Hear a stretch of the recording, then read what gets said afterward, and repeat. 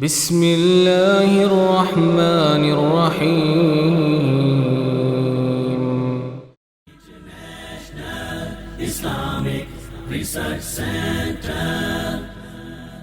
السلام علیکم ورحمۃ اللہ وبرکاتہ۔ محترم ناظرین کرام، مختلف احباب سوالات پوچھتے ہیں اور ہم گاہے بگاہے ان کے جوابات قرآن و حدیث کے مطابق دیتے رہتے ہیں۔ تو جو احباب پوچھتے ہیں اللہ انہیں بھی جزائے خیر دے، اور بے شمار احباب جو انہیں سنتے ہیں، جو خود پوچھنا چاہتے ہوتے ہیں لیکن پوچھ نہیں پاتے، ان کا بھی بھلا ہو جاتا ہے، اللہ انہیں بھی جزائے خیر دے۔ بہرحال یہ سوال ہے کہ عرش اور آسمان میں کیا فرق ہے؟ عرش اور آسمان میں بڑا واضح فرق ہے۔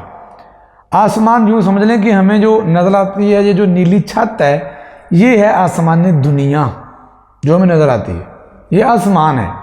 بلو کلر کی جو ہمیں چھت نظر آتی ہے، جس میں اللہ رب العزت نے ستارے لگائے ہوئے ہیں، جب ستارے ٹمٹماتے ہیں، دمکتے ہیں، ہمیں نظر آتے ہیں رات کو، اسے آسمان کہتے ہیں۔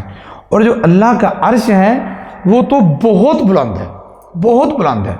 جیسا کہ حدیث پاک میں آتا ہے کہ ایک آسمان سے، زمین سے پہلے آسمان کا جو فاصلہ ہے وہ 500 سال کی مسافت کا فاصلہ ہے، پھر اس کے اوپر پھر 500، پھر اس کے اوپر پھر 500، پھر اس کے اوپر پھر، یعنی کہ یہ ساتوں آسمانوں کے مابین 500 سال کا فاصلہ ہے۔ اور پھر اس کے اوپر اللہ رب العزت کی کرسی ہے، اور پھر اس کے کرسی کے اوپر اللہ رب العزت کا عرش ہے، اور وہ اللہ کا جو عرش ہے وہ سارے کا سارا اللہ نے نور کا بنایا ہوا ہے۔ اور جو جنت الفردوس ہے وہ اس عرش کے نیچے ہے، یعنی کہ اس عرش کی جو نیچے والی سطح ہے جنت الفردوس کی، وہ چھت ہے۔ جب جنتی لوگ جو جنت الفردوس میں جائیں گے، وہ ایسے کر کے اپنی جنت میں آسمان کی طرف دیکھیں گے تو جو انہیں نظر آئے گا وہ اس عرش کی نیچے والی سائڈ ہے، نیچے والی سائڈ ہے اس عرش کی۔ تو عرش تو بہت بلند ہے، آسمان جو ہے یہ بالکل ہمیں نظر آنے والی چیز ہے، جو بظاہر ہمیں دھواں سا معلوم ہوتا ہے، اور ہے بھی یہ بادل جسے ہم کہتے ہیں، یہ دھواں ہے۔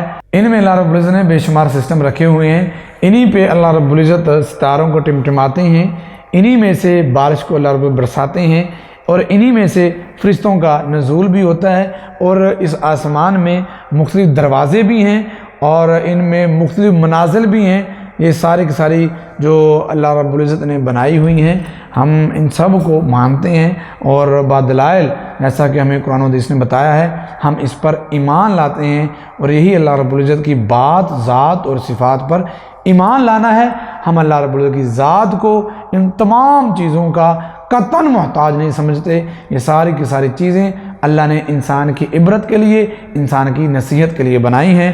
بہرحال عرش بہت بلند ہے، اور آسمان وہ ہے جو ہمیں یہاں سے نظر آتا ہے، اور یہ 7 آسمان ہیں جن کا ذکر اللہ رب العزت نے بار بار کیا ہے۔